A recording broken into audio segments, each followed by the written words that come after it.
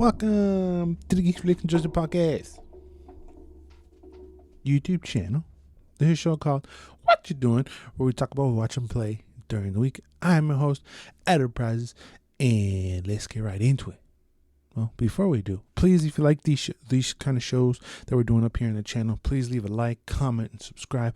All that. I got time stamps on the bottom right here. Can you see that one? That's a cool one. I like that one as well. That was a very cool one. If you know something you don't like, just click it and just keep going and keep watching and whatever. You know what I'm saying? All right, let's get right into it. So I tapped into my inner childhood with Miss Bubbles this past week because the new Pokemon Snap released for the Nintendo Switch. I ran over with Bubbles and hogged the controller and played with him. In case y'all know, the new Pokemon Snap is a 2021 version of the on-rails first-person simulation video game developed by Namco Bandai Studios and published by Nintendo. It's a sequel to the 1999 Nintendo 64 game Pokemon Snap.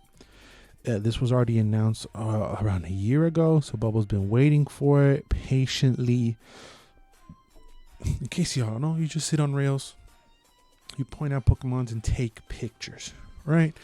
We were mega gigantic enormous fans of the original back in 1999. We had tons of fun. It was great. I don't know how we figured out shit. I guess because there was nothing else or something. I don't know. I'm not sure. And I'm referring to how you would progress in the levels in the old one. I would like to go back and play the old one. I haven't, but we're talking about the new one here. You take pictures and you're helping out this researcher. There's a little bit more story and backstory. You're helping out this researcher with Pokemons to fill out the Pokedex, yada, yada, yada. All right. Story doesn't matter. It shocked me and it surprised me that there's some cutscenes in it, fully voiced animated cutscenes. I was like, all right, kind of cool. But the gameplay is you're on rails. You take pictures of Pokemons. At the end, you pick which one you would like to submit, and then you get graded and whatnot. The grading criteria is kind of weird. It's not really. I mean, you get graded on certain things like the size of the Pokemon, whether or not there's more Pokemons in the shot, amongst other things. But you would pick a picture thinking, yo, this is a hitter. It's dope, you know? And the pose is great or is in the mid or whatever. And it wouldn't get the score that you think you might deserve. So the criteria on it is a little wonky. It's just inconsistent, you know? And because Bubbles and I were passing the controller, we had a little friendly competition where there was like my picture score 3,500 and his score 3,600. But you're looking at the picture and my picture would be physically appealing, more valuable because it's whatever that is. It just looks like this picture should deserve the higher score, and it would give it to the other one. But in the game would let you pick which one you want to save. So that the criteria is just the one thing from the whole game that's kind of iffy. But I remember having criteria problems with the original as well. So you progress through different levels. The way you unlock the levels is there are levels within the levels. I think you max it out at 4 levels, and each level is like a comfortability from the Pokemon towards you, kind of. So level 1, the very first level, you have, I think it was Pichu and Grookey. They run away from you. But once you're at level 4, they will hang out with you and kind of like look at you and pose a little different and pose a little better, which that will let you take better pictures. I didn't mention this in the criteria. You have 4 different tiers of levels for your pictures as well. You would have a 1-star picture, 2-star, up to 4 stars. Again, it's not really clear what makes it a 1-star, what makes it a 2-star, 3-star, whatever. But for a collector's or a completionist standpoint, we were trying to get each star for each Pokemon, and then you get a complete. You don't really get a reward, you just get a hooray. But yeah, in the levels of the levels, that's what it is. You the more you play the level, the more points you get for pictures, the more points you add up to your experience to that specific level. You max it out, and then you start to get crazier and crazier Pokemon scenarios, as we say. There were a bunch of levels for their credit, and most of the levels would go from night to day, and you have different scenarios, different Pokemons, etc., etc. That was pretty cool. It's a slight repetition because you are playing the same level over and over again to try to get a better score, get a better star. So at times it would get a little repetitive. But all in all, it's pretty fun. You unlock filters. When you first start playing, it's a little jarring. You're like, oh shit, I want to focus on this Pikachu, but you will have audio cues of like behind you, and it does a very good job, and you can feel and sense that it's behind you. So you would turn around to try to snap whatever that is, because it's a new thing, a new Pokemon. You go to the Pokedex, and they tell you what to kind of look for. They would give you activities to do, kind of like to hint for secrets, like or like challenges. I would like to see this Pokemon doing this, and you try to do that. What is kind of missing from the original is what was kind of cool is the experimentation of different things to unlock the next level. You would just play it enough times, and then they would just give you another level. There wasn't like have the Mankey follow you throughout the whole level, very similar to the original, or knock the thing out of the thing. So us playing that with that mentality, we were trying to like hurt these Pokemon, throwing apples and stuff on it, and you unlock apples in different orbs and other things, and that will make them glow, which gets you different pictures. So we were just throwing shit at them just to see what sticks. But that unlockability was kind of missing a little bit. They would just give you the levels after a certain point of playing the newest one over and over again. But the levels are pretty cool. The way everything's laid out. Me being a super mega duper casual fan, like I know the first 150. After that, everything else is blurry. I was like, oh, that's a moose. I'm gonna take a picture of this moose. And Bubbles is like, holy shit, it's fucking Dildosaur. And I'm like, oh, it's a dragon. I have no emotional attachment. Bubbles is like a Pokemon Master fan. He knows what's up. But yeah, I didn't have that. Holy shit, I was just taking pictures of just whatever I would see. Try to set up different scenarios, try to knock them off or whatever. But like I said, those kind of things really didn't happen. There weren't many secrets to discover. But this is perfect, for if you're an old fuck now and you have fond memories of the original and you have your kids playing this is perfect. The gameplay isn't difficult. Like we were playing with the controller. We weren't doing with the thing. I feel like that would be impossible to do. But it's all in all very fun and hit the nostalgia feels. It was great. It was wonderful. I couldn't expect anything else more from this new Pokemon Snap. Yes, you get the filters. You get to upload it online. You have people grade it for you. Yada, yada, yada. I don't care about that. I just take a pictures of Pokemons, and that's about it. It was very good. Pokemon Snap for the Nintendo Switch. Good job. Shout outs to Bubbles for letting me come over and play. Just like we did when we were cheering. He paid back 22 years later. Goddamn. Fuck, we're old. Okay. But even though we're old, we're still watching little kid shit. That's going to segue me to my next review on this next movie. It came on Netflix this past week, and it's called The Mitchells versus the Machines. I remember talking about the trailer a little bit. I wasn't like, I was whatever, It was after I played Pokemon Snap, so I still had the kitty feels. Is that fucked up to say? I don't know. I felt like a kid that day, and I was like, I'm gonna watch a cartoon because fuck yeah, I'm a grown adult, do what I want. The Mitchells versus the Machines. So it's about this young girl named Katie who embarks on a road trip with her proud parents, younger brother, and beloved dog to start her first year at a film school.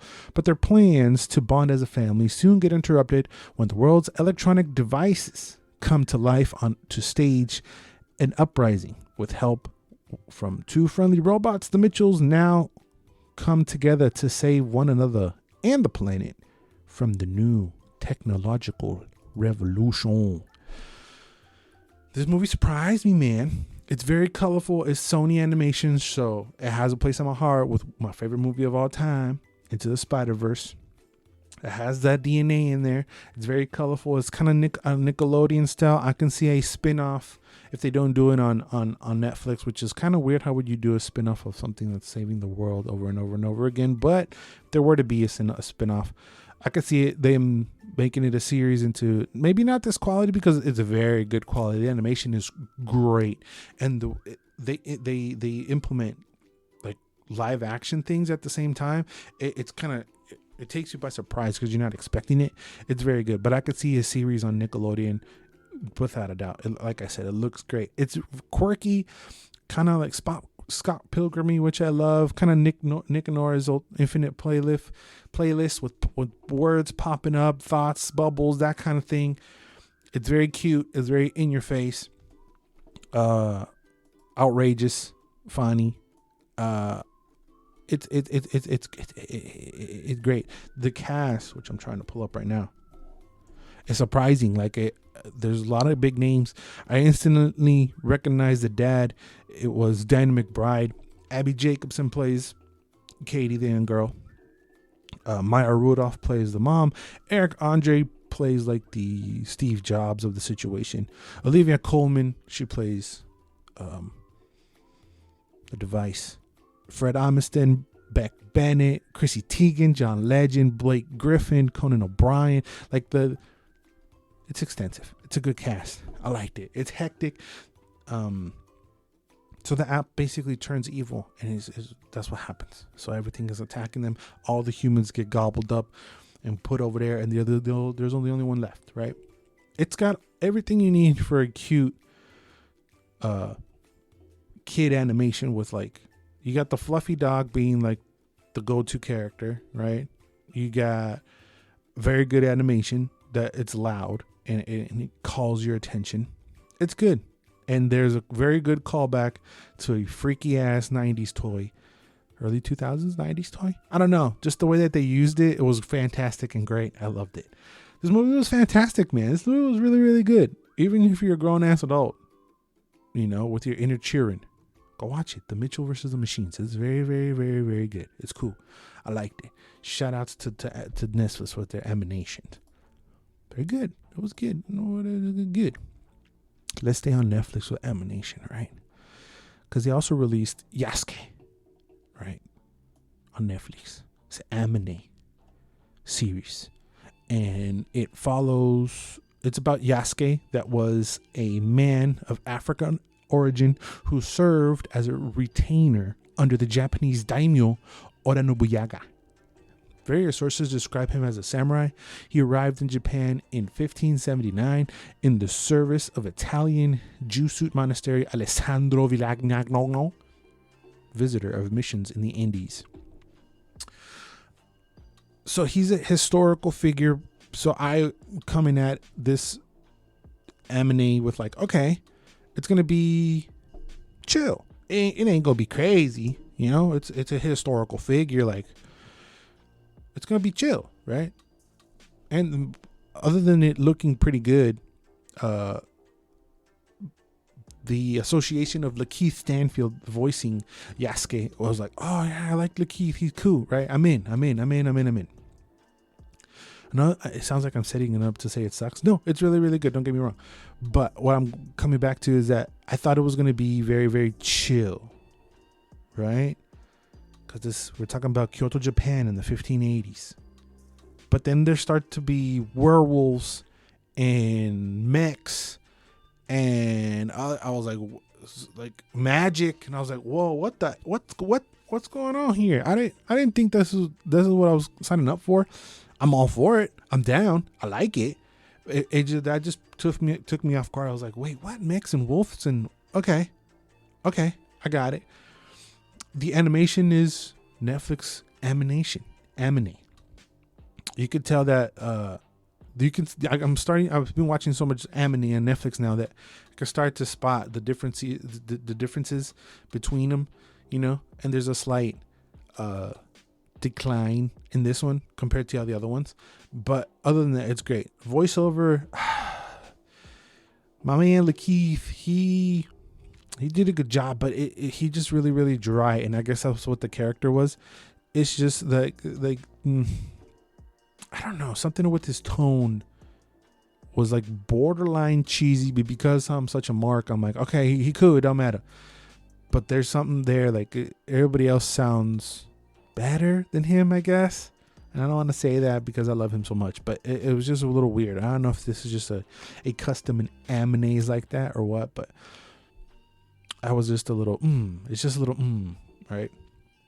But the story, even though it revolves around him, is really about this little girl who has powers. They're trying to get to a doctor, allegedly, and then that it just starts to blow up and starts to get crazy. There is flashbacks to his origin story, where he's going, where he's coming from, blah blah blah blah blah. Now he's like an old fuck, he don't give a fuck, and the old lady, this lady and this little girl's like, help me because it's dangerous, and then they get intercepted by all these craziness because a little girl is something. Like I said, I thought it was going to be really chill, but then in the episode, waterfalls of blood started to occur, and I was like, oh shit. Again, I wasn't expecting it, but I gladly accepted it. It was great. I thought it was just slice motherfuckers in half. It was great. I thought it was good. They combine, when they're fighting, there's some like hip hop beats that get dropped, and it was great. It was entertaining. I enjoyed it. It's not my favorite Netflix anime, but it's good. I would recommend it. It's only 6 episodes, 30 minutes. I love those. I'm in, I'm out. I don't need 50 episodes per season. They kind of, it almost feels like 2 seasons, because the first part of the story starts to go, and then halfway through that story ends, kind of. It's not a story. The bad guy ends, kind of spoiler alert-ish, kind of, not really. But then it's like, oh, there's a bigger bad. Oh shit. And then that's where it comes all together, and you're like, oh good. So it feels like 2 seasons, even though if it's 6 episodes. That's so weird to say, but it's good. I like it. Visuals great. I'm a Lakeith Stanfield mark. I would give it like a 7.5. It's good. I would give the Mitchells like an 8 in animation. I would give Snap an 8 as well. I always forget to grade, but it don't matter. Okay, it's subjective. Who gives a shit? Go check it out. I do want to give like a little quick shout out. I'm not going to fully review, but I watched this movie on Netflix that came out also this week, but came out in 2009. It's called ICU. That's a mindfuck. Bubbles recommended that one. That was a good one. It was also recommended to me before. Shout outs. ICU, Netflix. If you want like a spooky, suspenseful mindfuck, that one.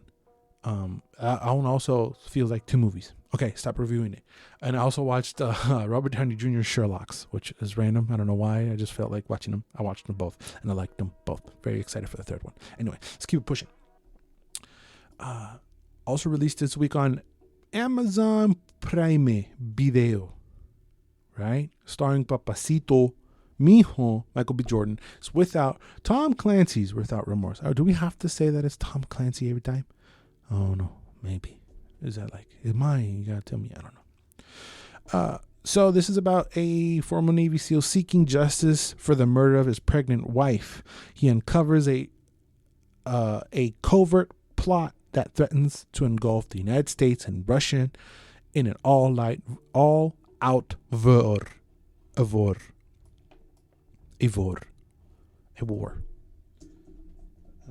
IMDb, like I said, it stars Michael B. Jordan. Also, I saw Billy Elliot running around in there. Jamie Bell, Jodie Turner-Smith, Guy Pearce, Lauren London. And I don't recognize anybody else. I'm sorry. There's one other guy, but I don't know his name. He was cool. So yeah, this is Amazon, so it looks good. It starts off with him in a mission, right? So this movie does what some movies where it's like ex-military, even though that this part of the movie affects the plot, they show you that he was ex-military. They don't just say he was ex-military. Like in Nobody, they just mention that he's ex-military, but he's also a known fuck. This movie kind of shows his, I don't know if it was his last mission or not, but they show one of his missions being a military guy running around shooting things, but that has an overall effect with the movie anyway. But still, he it's a mission in Aleppo, and there's some miscommunication, and then dun, right? But what happened there has to do with the murder of his wife, and I forgot that the wife was going to die. You know, I'm watching the movie. I'm like, oh, yeah, his wife is fine. Yeah, Lauren London. I mean, and then I'm like, oh shit, and she's pregnant, and I'm like, oh fuck, I forgot they're gonna kill her ass. And they show it, but it's graphic while not being graphic at the same time, which is weird. They show the actual murder, but the way that it happens, it's not graphic, which is weird. And this is just Michael B. Jordan whooping all the ass, but in a very military, serious way. Not nobody, not John Wick, where it's just kind of outlandish, cool fighting moves. It's more with guns and close, stabby. I appreciate this very cool scene after stuff happens. He's in the hospital and he starts to freak out, and he has a heart monitor, and you can see the heart monitor start to jump. I just love those kind of details where he's sleeping and he's trying to freak out, and you can see the heart monitor start to go up. I don't know why, I'm just a nerd in that way. I just love that. I love that detail. It's very, very serious. It's Tom Clancy, so there's not a whole lot of jokey, goofy. It's more like tactical military shit, right? There's a very good shootout between some snipers. Like Gumi. That was very cool. Again, it's very, very serious and military and down to the bone. This is what it is, right? But the main takeaway, I'm gonna spoil without Tom Clancy's Without Remorse in 3, 2, 1. Jump over to the next movie if you would like. The big takeaway of the movie is that he becomes John Clark. John Clark is like the third most famous character in the Tom Clancy universe. We have Sam Fisher from Splinter Cell. We got Jack Ryan from Jack Ryan. Tom Cruise played him. John Krasinski also played him in the Amazon series. And John Clark is like a crazier Jack Ryan. And at the end of the movie, because of issues, he had to wipe his name, start all over. They give him the name John Clark, and he's like, I think I'm gonna come with an operative or start another operative of Ghost. When they said that, I was like, okay, Ghost Recon maybe, because that is also a Tom Clancy property. But no. And he's like, what are you gonna call it? Billy Elliot's all, what are you gonna call it? And he said Rainbow. So this is a Rainbow Six tease for, I don't know if a series or a movie. Like I said, John Clark is the head of Rainbow Six, the other property that John Clancy knows. And I only know Tom Clancy from the video games. I have never read a book. My dad said that it's very meticulous and like I said, tactical of his description, the way he's describing how you're putting in the bullet in the gun and then the cocking back and the wires and the thing in the pinchy bolt and the whatever. So I'm like, okay, that's kind of complicated for my dumb ass. Just give me a controller and I'll shoot shit. That's much better. So that's kind of cool that they're going to explore the Rainbow Six story or dip their toes in that universe. I wonder if it's going to be a series. I wonder if it's going to be a movie. There were some Jack Ryan ties. There were a few characters that were mentioned that also live in the Jack Ryan animated series, Amazon series. I haven't seen it. Right, so I might go back and watch, because this was a good movie. It left me, that's kind of cool. I'd be down for a Rainbow Six movie.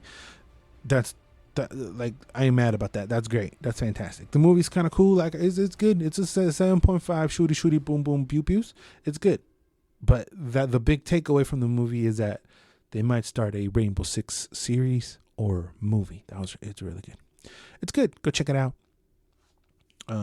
If you have Amazon or any other means, it's a good watch. It's a fun, good watch. Something that isn't fun, but is good, but I guess has hype. I don't know, man, but I'm gonna get into it. My final movie of the week was the Academy Award winning Nomadland. Dun dun dun. So Nomadland is about a woman in her 60s who, after losing everything in the Great Recession, embarks on a journey through the American West, living as a van-dwelling modern-day nomad.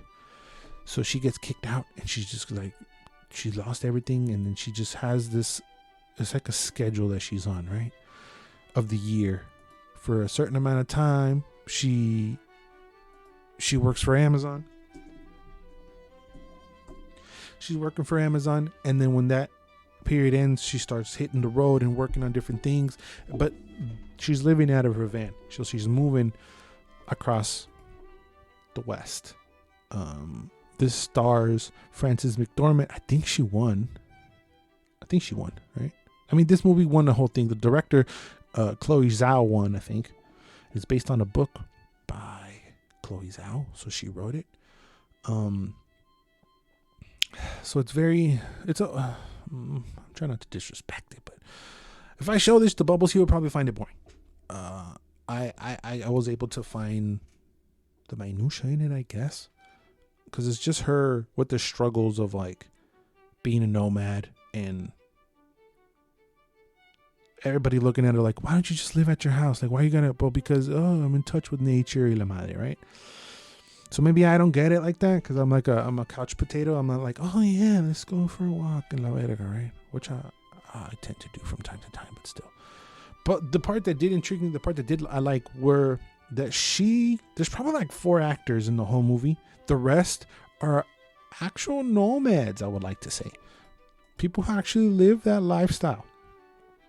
I think it's Gay DeForest, Patricia Greer, Linda May, Angela Reyes, Carl Hughes, Douglas Soul, Ryan Aquino, Teresa Buchanan, Mary Lynch, anyway, all these people, I feel like they're real people because you can feel it when they're not actors. That's not saying that they not do a good job. They did a great job because they're playing themselves. There was just one other actor that I recognized, but it's good. It's good. I feel like if I show this, I should have watched this with my mom or something. She would have loved it. Academy Award winning? I don't know, man.